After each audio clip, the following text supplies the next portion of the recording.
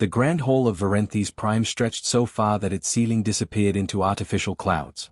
Crystal pillars rose like frozen waterfalls, each one pulsing with soft blue light. Today, this magnificent structure hosted something that happened only once every 1,000 years, the Galactic Concordat Summit. Every major civilization in known space had sent their leaders, and the hall buzzed with languages that sounded like music, static, and thunder all at once. Near the main entrance stood the sovereignty scanner, looking deceptively simple for something so ancient and powerful. It resembled a tall archway made of black glass, perfectly smooth except for strange symbols that seemed to move when you weren't looking directly at them.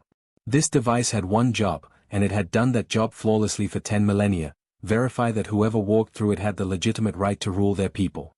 Crown Princess HFY was first in line. She wore robes that shimmered between purple and gold, and her skin had a faint silver tint that marked her as royalty among her kind. She stepped through the scanner with the confidence of someone who'd done this before. The arch hummed pleasantly, and holographic text appeared in the air, bloodline verified. 7 generations confirmed. Access granted. She continued into the hall without breaking stride. Behind her came the Hive Emperor, a massive creature that looked like it was made of living amber. Millions of smaller beings moved in perfect sync within his transparent body. His consciousness wasn't just his own but shared across billions of drones on his home planet. The scanner took 3 seconds longer with him, cross-referencing genetic markers across his entire species, before giving him clearance too. One by one, they came. The crystal matriarch who was literally grown from her planet's core. The Void Prince whose family had ruled the dark spaces between stars for longer than Earth had existed. The Quantum Duchess who existed in 17 dimensions simultaneously. Each one passed through. Each one was confirmed. The process was so routine that the guards had started looking bored. Then the human delegation arrived. Ambassador David Mitchell walked at the front of Earth's small group, looking distinctly underdressed compared to everyone else.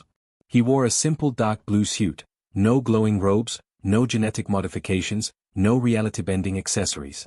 Just a middle-aged guy from Colorado with slightly graying hair and reading glasses he kept forgetting to take off. Behind him walked his small team, equally ordinary-looking humans carrying tablets and briefcases. David had been to dozens of these diplomatic events over his 20-year career. He knew the drill. Earth didn't have kings or queens anymore, hadn't for a long time, so the scanner would simply mark him as a diplomatic representative and let him through. It was pure formality. He stepped into the archway. For exactly 2 seconds, nothing happened.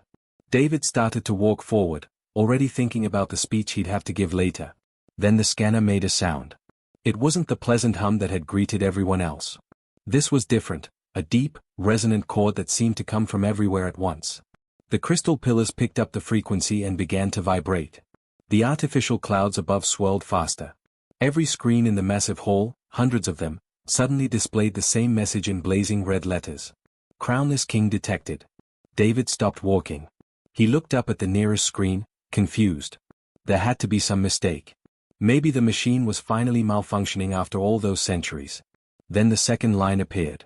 Sovereignty class, primordial. The hall went completely silent. Conversations in 100 languages cut off mid-word.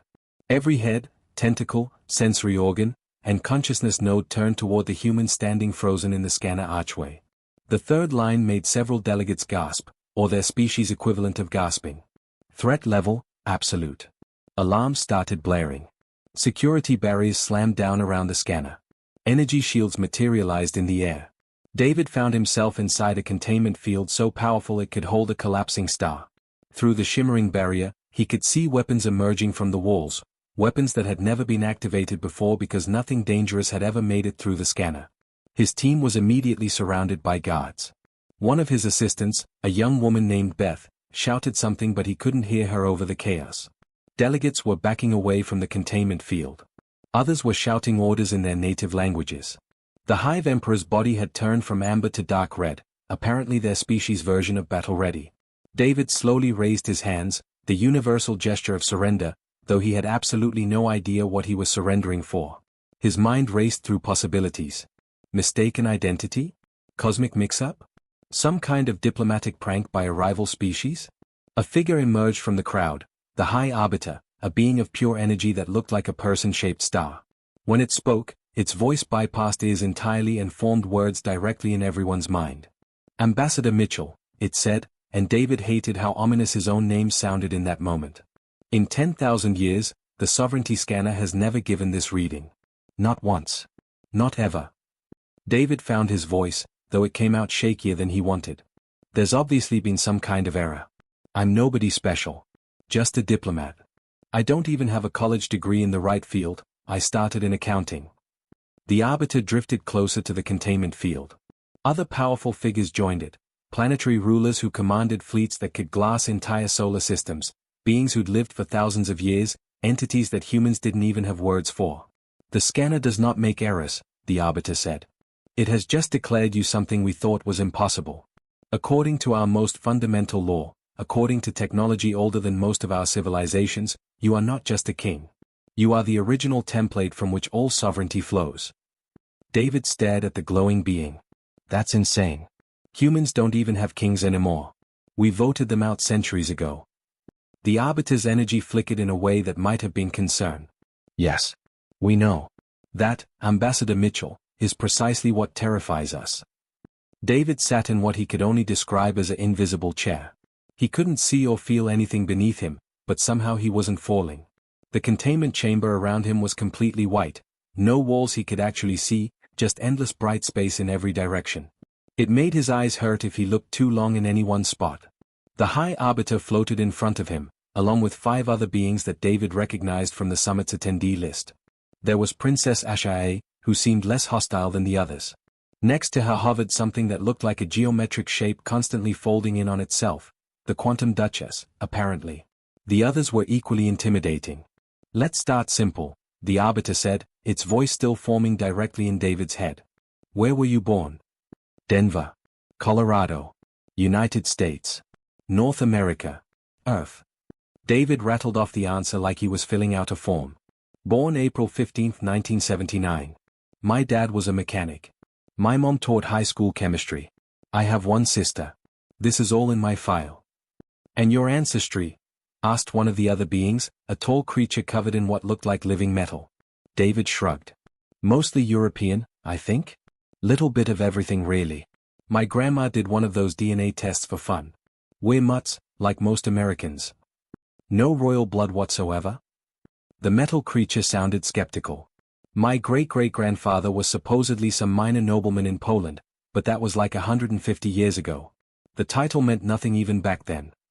David leaned forward as much as the invisible restraints would let him. Look, I don't know what your machine thinks it found, but I'm the wrong guy. I live in an apartment. I take the bus to work. I eat leftovers for lunch most days. I'm not king material. The Arbiter turned to address the others. Bring in the technomancers. 3 new beings entered the space, specialists who worked with ancient technology. They carried devices that scanned and beeped and did things David couldn't begin to understand.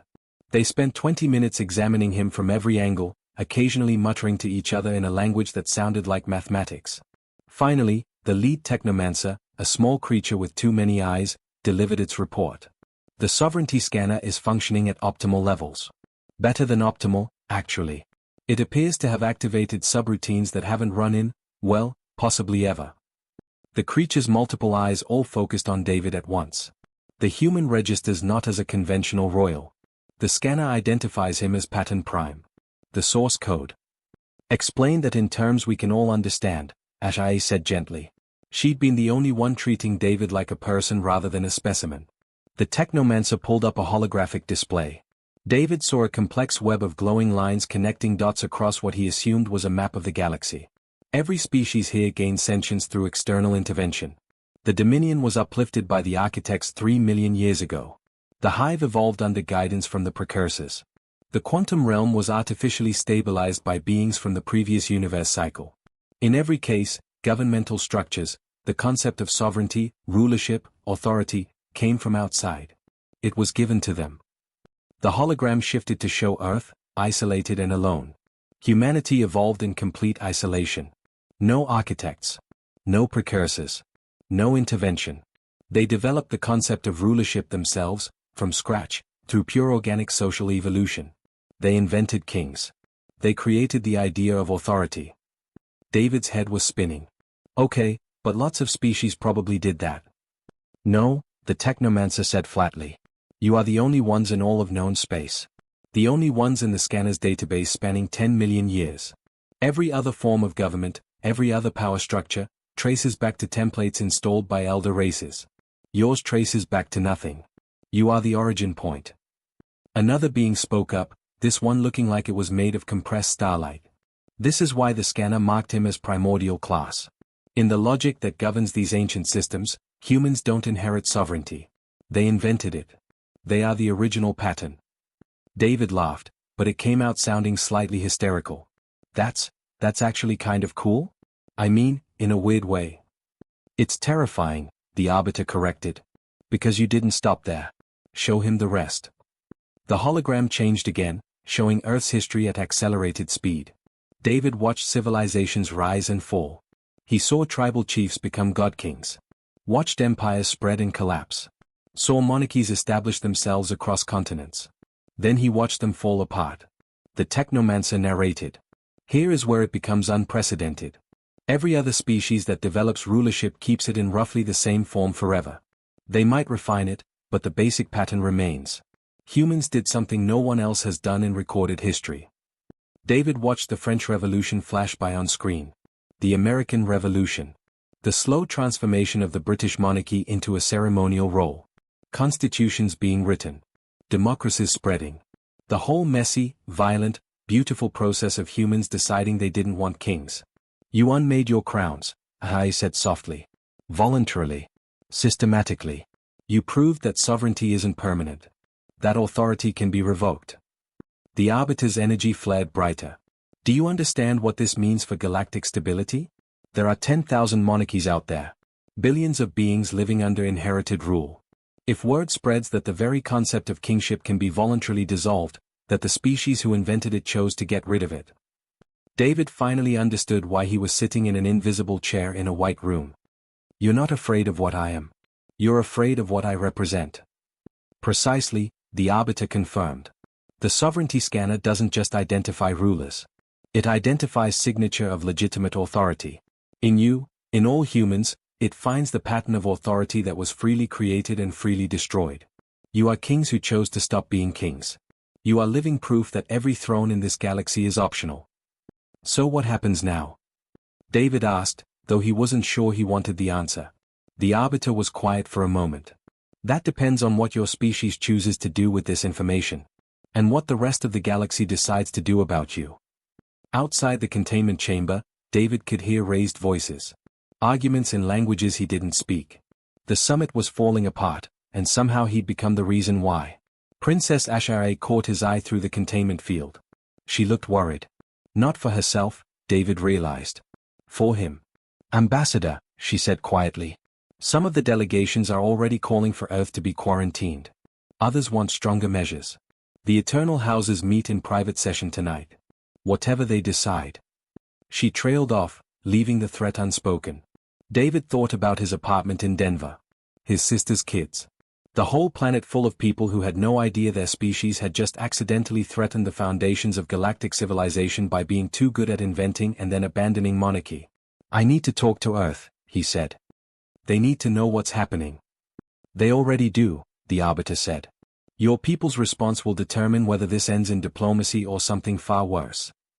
The news reached Earth within hours, and the planet collectively lost its mind. David watched the broadcast from his containment chamber, which had at least been upgraded to include an actual chair and a screen. Every news channel showed the same scenes, massive crowds gathering outside government buildings, experts arguing on talk shows, politicians giving contradictory statements. Social media had exploded with everything from jokes about Americans secretly being space royalty to genuine panic about alien invasion. The president addressed the nation at noon Eastern Time. David watched her struggle to explain a situation that sounded like bad science fiction. We want to assure everyone that Ambassador Mitchell is safe and that we're working through diplomatic channels. Earth has no intention of claiming authority over other worlds. We are a peaceful species committed to cooperation. But not everyone on Earth felt that way. Within 24 hours, 3 separate groups had emerged. The isolationists wanted Earth to withdraw from galactic politics entirely, pull back behind their solar system, and pretend none of this ever happened. The traditionalists insisted humanity should embrace their apparent status as the originators of sovereignty and demand respect from the galaxy. And then there were the expansionists, a worrying faction that started talking about humanity's rightful place in the galactic order. David rubbed his temples as he watched a particularly heated debate between a philosopher and a military analyst. This was getting out of hand fast. A chime announced visitors. The containment field shimmered and HFY stepped through, followed by two beings David hadn't met before. One looked vaguely reptilian but with crystalline scales. The other was hard to look at directly, something about its form hurt his eyes. Ambassador Mitchell, HFY said formally, then her expression softened. How are you holding up? I've been better. Who are your friends? The reptilian creature spoke in perfect English, which surprised David. I am Councillor Thane of the Ascendant Republics. We represent younger civilizations who have been, let's say, uncomfortable with monarchical dominance in galactic affairs. The other being's voice sounded like wind through caves. And I am Observer Keth. I represent the Neutral Accord. We watch. We document. We try to prevent stupidity from escalating into war. David sat up straighter. War? People are actually talking about war over this. HFY pulled up a holographic display showing the summit complex. Different sections were color-coded. The Eternal Houses, the oldest monarchies, are meeting in the red zones. They've been in session for 18 hours straight. Some of them want Earth quarantined immediately. Full blockade, no ships in or out, no communication.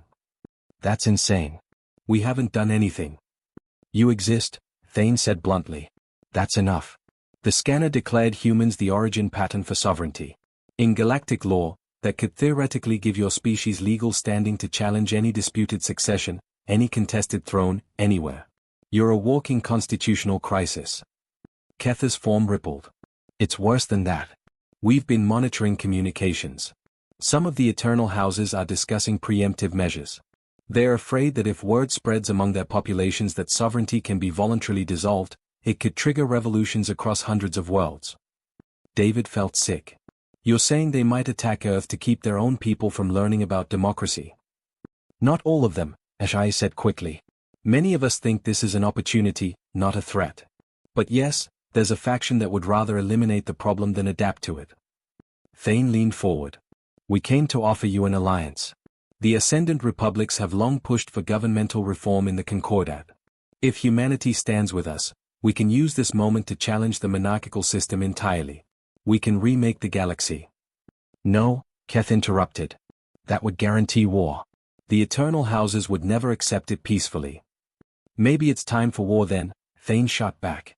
How long should younger civilizations accept a system imposed by elder races millions of years ago? HFY held up her hand. Stop. Both of you. David doesn't need you using his species as ammunition for your political agendas. David appreciated that, but his mind was already racing through implications. What about Earth's opinion in all this? Don't we get a say? Your planet is divided, Keth observed. We've monitored your communications. Some humans want isolation. Others want expansion. Still others want to share your governmental philosophy with the galaxy.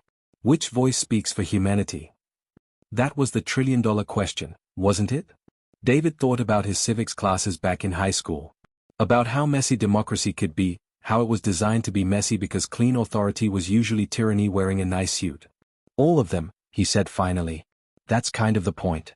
We don't have one voice because we don't have one ruler.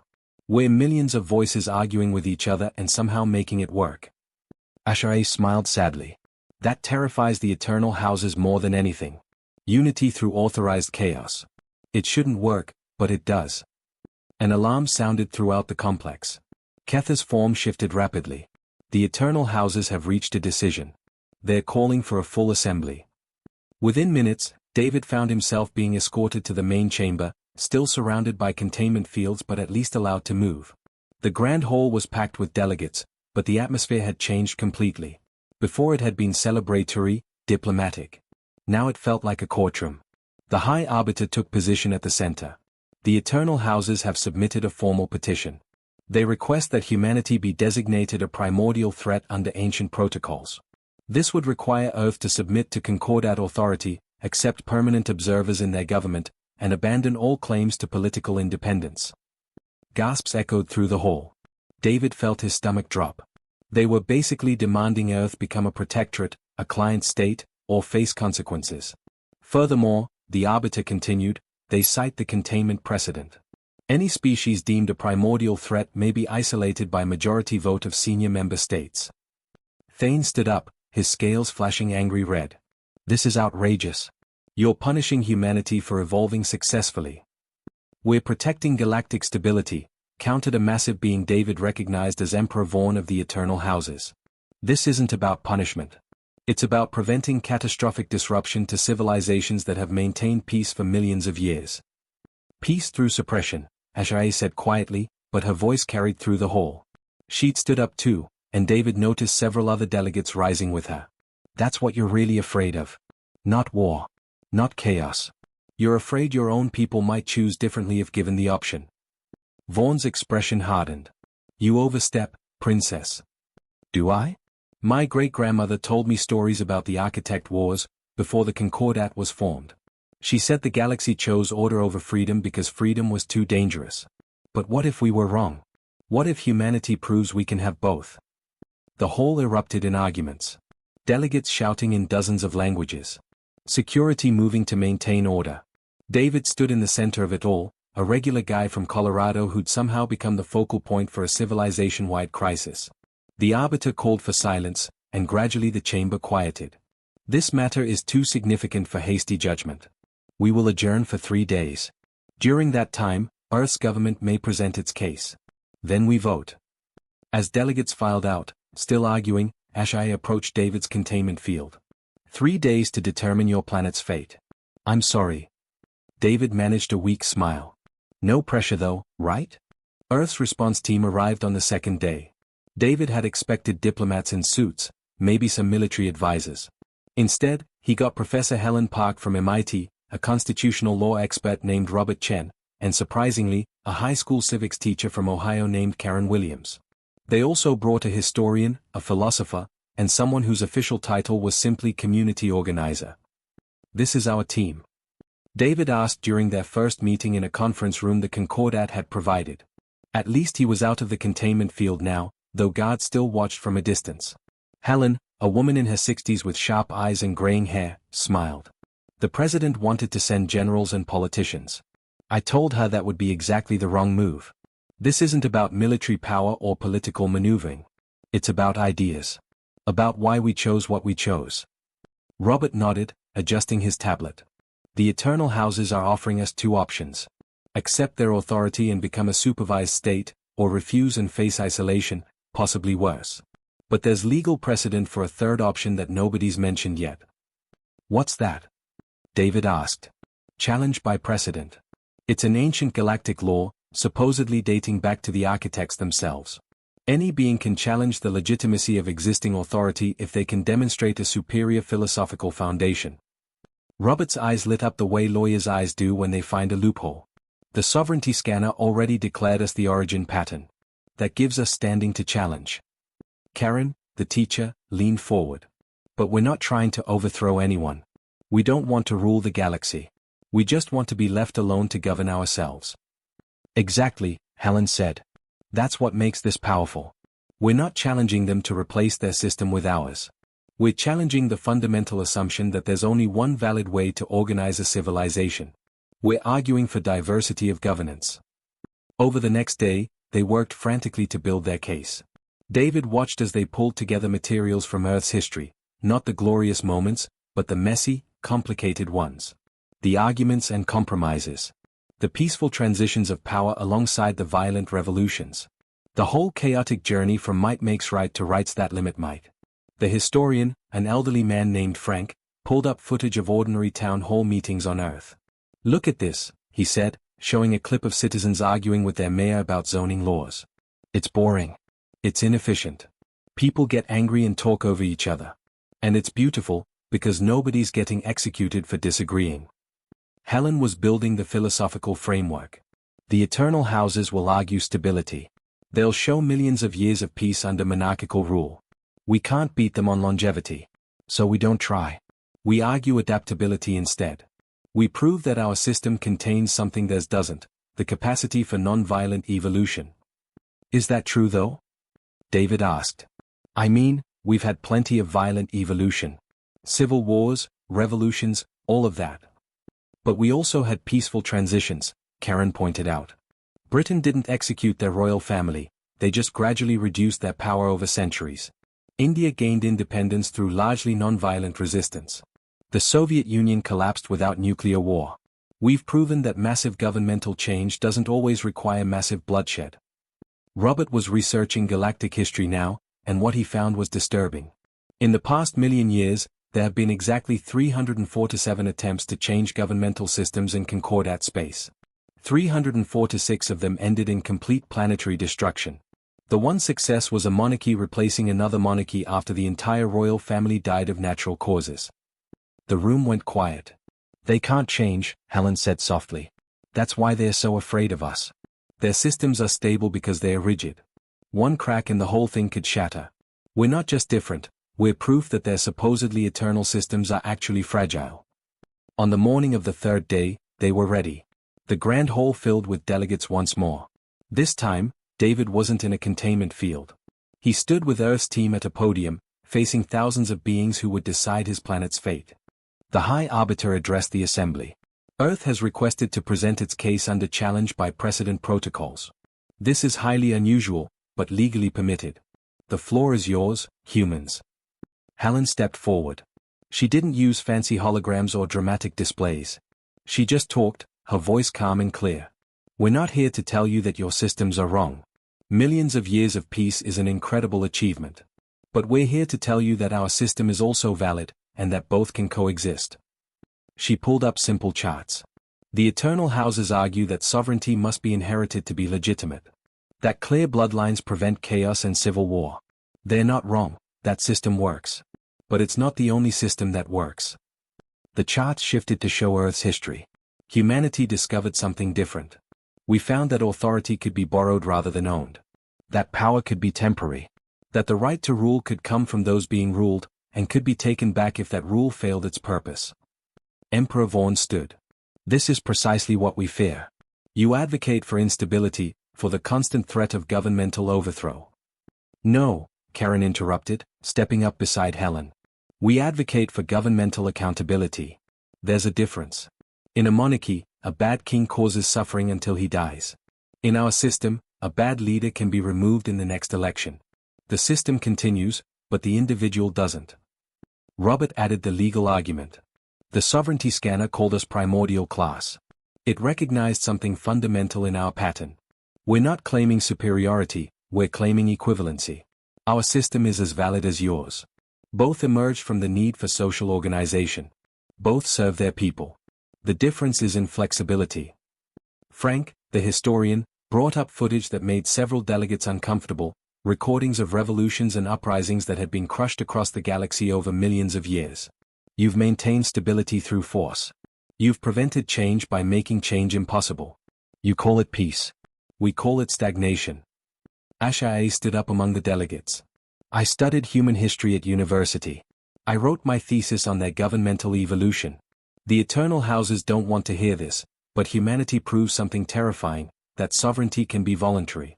That the ruled can become the rulers without destroying the civilization. Thane rose as well. The Ascendant Republics support Earth's challenge. We've long argued that the monarchical monopoly limits galactic development. Humanity offers proof of an alternative. But other voices rose against them. Dozens of monarchs stood, arguing for tradition, for stability, for the old ways that had kept the peace. The Arbiter finally called for order. The challenge is noted. But this cannot be decided by debate alone. Under architect protocols, when a challenge by precedent is raised, it must be judged by the most objective authority available. The being's energy form pulsed brighter. We will let the sovereignty scanner itself decide. Both systems will be presented to it, inherited monarchy and elected governance. It will evaluate which contains the higher order principle of legitimate authority. David felt his mouth go dry. Everything came down to an ancient machine built by beings who'd been dead for millions of years. A machine that had already called humanity a threat. Helen squeezed his shoulder. We've made our case. Now we see if the universe agrees with us. The Arbiter gestured, and technicians began preparing the scanner for something it had never been asked to do before, judge not individuals, but the very concept of rulership itself. The technicians spent 6 hours preparing the sovereignty scanner for something it had never done before. They fed it data, centuries of Earth's governmental records, constitutions, election results, peaceful transfers of power, and yes, the violent transitions too. Everything that showed humanity's messy journey from tribal chiefs to modern democracy. On the other side, the Eternal Houses submitted their own records. Millions of years of stable monarchical rule. Family trees stretching back before Earth's dinosaurs. Evidence of peace, prosperity, and order maintained across countless generations. David watched from the observation area, his leg bouncing nervously. Helen sat beside him, outwardly calm, but he noticed her hands were clasped tight enough that her knuckles had gone white. "What happens if it rules against us?" he asked quietly. "Then we go home and hope they let us stay isolated," she replied. "What happens if it rules for us?" "Then things get complicated in a whole different way." The scanner began processing at sunset, or what passed for sunset on Varenthes Prime. The artificial sky turned colors that Earth didn't have names for. The black glass archway started glowing from within, symbols racing across its surface faster than eyes could follow. It processed through the night.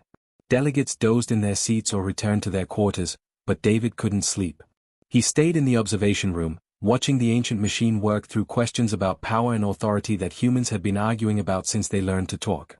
Karen brought him coffee around 3 in the morning, real Earth coffee, smuggled in by the team. "You should rest," she said. "Can't. Every time I close my eyes, I see my sister's kids. My neighbors. Random people on the Denver bus route. I keep thinking about how none of them asked for this, and now their whole future depends on a machine older than human civilization deciding if our way of life is legitimate." Karen sat down beside him. "You know what I tell my students? Democracy isn't about being right. It's about having a system that lets you fix things when you're wrong. Monarchies have to be right the first time, because changing course means revolution. We built error correction into our government. Think the scanner will understand that? Guess we'll find out." The scanner finished processing at dawn. The High Arbiter summoned everyone back to the Grand Hall. This time the atmosphere was different, electric with tension. Delegates filed in silently. Even the usual political chatter had stopped. David stood with Earth's team near the front. Across the aisle, Emperor Vaughn and the other Eternal Houses representatives stood rigid, confident. They had millions of years of precedent on their side.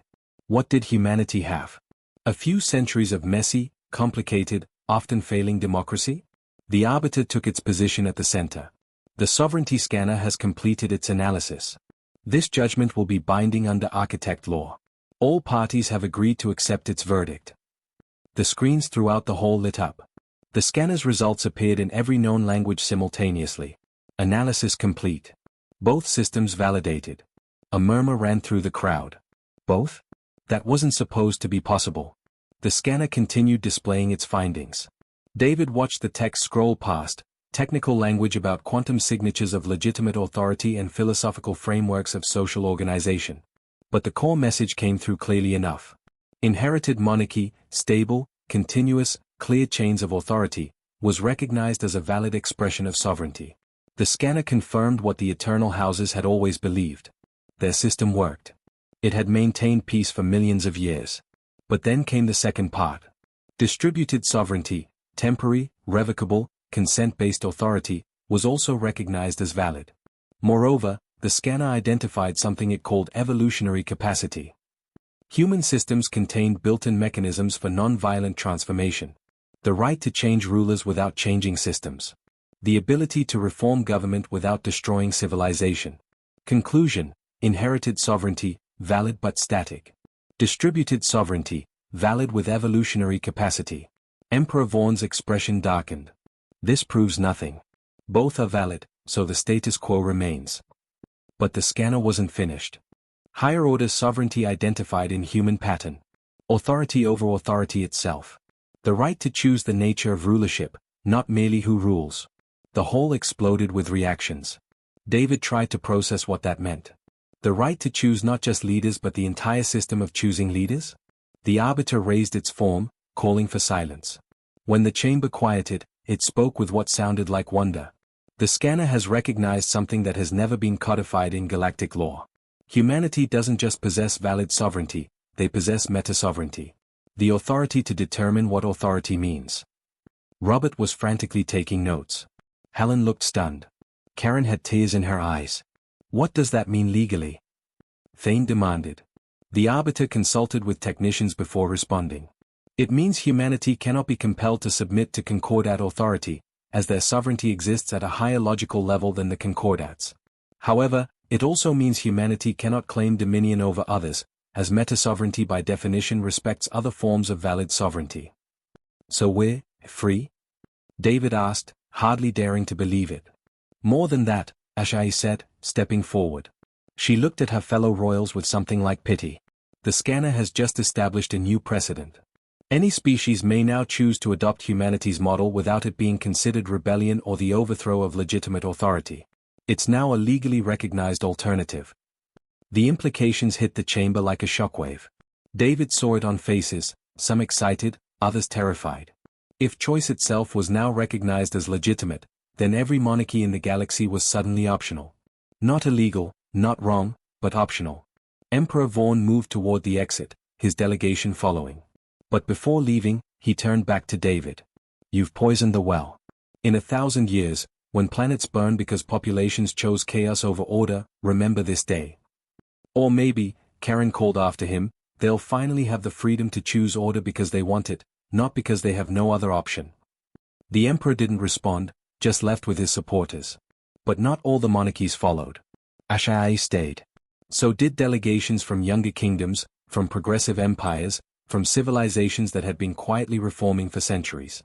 Over the next week, the new order took shape. The Concordat formally recognized two categories of sovereignty, inherited and distributed. Neither was superior. Both were legitimate. Species could maintain their monarchies or adopt democratic systems, and both would be respected under galactic law. But the real change was subtler and more profound. The scanner's judgment had been broadcast across the galaxy. Billions of beings learned that the way they were governed wasn't the only way. That authority could be questioned, choices could be made, and systems could change without civilization collapsing. David prepared to return to Earth, exhausted but cautiously hopeful. HFY found him at the transport station. I wanted to say goodbye, she said. And to tell you something. I'm abdicating. David's eyes went wide. What? Why? Because you proved something I always suspected but never had the courage to test. That the greatest power isn't in holding a crown, it's in choosing whether to wear one at all. She smiled. The Dominion will hold its first elections next year. I'm running, actually. As a regular citizen. Might lose. That's the beautiful part. Your family. Some of them understand. Others think I'm insane. But that's the point, isn't it? It's my choice to make. She handed him a small crystal. This is a communication relay. Stay in touch? I might need advice on campaigning. David laughed, pocketing the crystal. I'm probably the worst person to ask. I've never run for anything. Maybe. But you accidentally changed the galaxy. That's got to count for something. The trip back to Earth took 3 weeks. When David finally walked into Denver International Airport, he expected crowds, reporters, maybe protesters. Instead, he found his sister waiting with her kids and a handmade sign that said "Welcome home, Space King." He hugged them tight. I'm not a king. We know, his sister said. That's kind of the whole point, isn't it? Life slowly returned to normal. David went back to his apartment, back to taking the bus. Earth remained cautiously engaged with galactic politics but didn't try to export democracy by force. They'd made their case. Now it was up to others to decide. But the scanner's message had spread. Across the galaxy, conversations started. Questions got asked. And on 17 worlds in the first year alone, populations peacefully voted to transform their governments. The sovereignty scanner's reading for humans was updated in the official records. Instead of Crownless King detected or threat level absolute, it now reads something simpler. Sovereign by choice. Status, recognized. And somewhere in the ancient code of that 10-million-year-old machine, a new principle had been established, that the highest form of authority wasn't the power to rule, but the wisdom to know when to let others choose their own rulers. David kept the news clippings. HFY won her election by a narrow margin. The Dominion's first democratic government was messy and inefficient and beautiful. Other worlds followed. Some stuck with their monarchies, and that was fine too. Because that was the real gift humanity had given the galaxy, not democracy itself, but the right to choose. And sometimes, David thought, the ability to choose freely was more valuable than any crown ever forged.